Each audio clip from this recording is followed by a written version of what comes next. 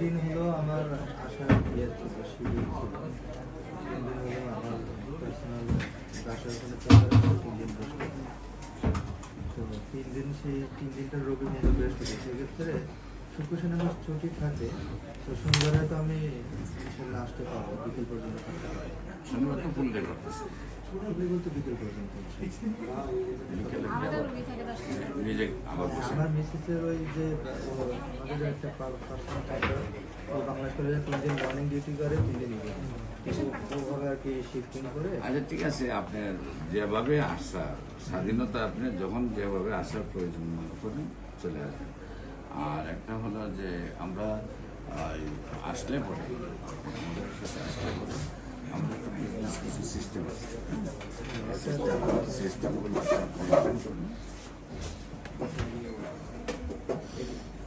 সিস্টেমগুলোতে আমরা আমাদের একটা টার্গেট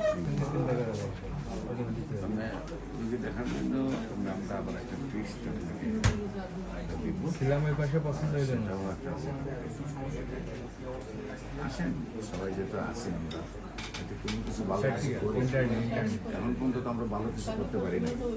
যেমন আপনারা যারা বাইরে হয়েছেন 100 ছেলে ভর্তি করে, এই 50টা ছেলে 50 আর এখানে নিয়ে মিলে ধরেন 100 ভর্তি করে, 100 ভর্তি করে 50টা ছেলে ইংলিশ মিডিয়াম লেখাপড়া দিকে ভাই গেছে, তাকে 50টার মধ্যে ফেল করে 20টা।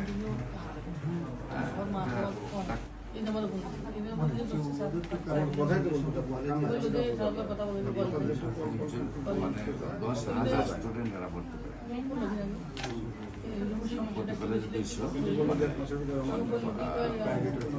প্রাইভেট আর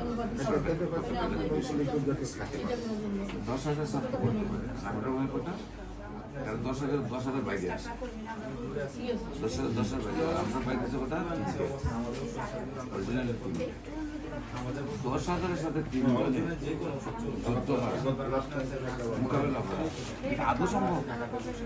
এরা 10,000 বাইরেছে, 10,000 ছেলে আবার বাবার 50 লাখ টাকা খরচ করে বাইরেছে।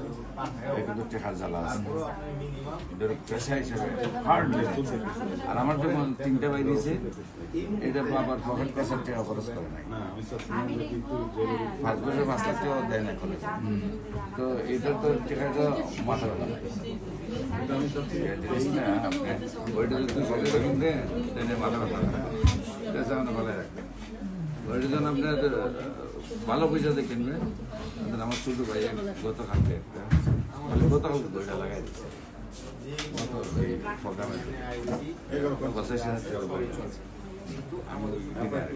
আমার 3 দিন ধরে বুকে ব্যথা হইতেছে।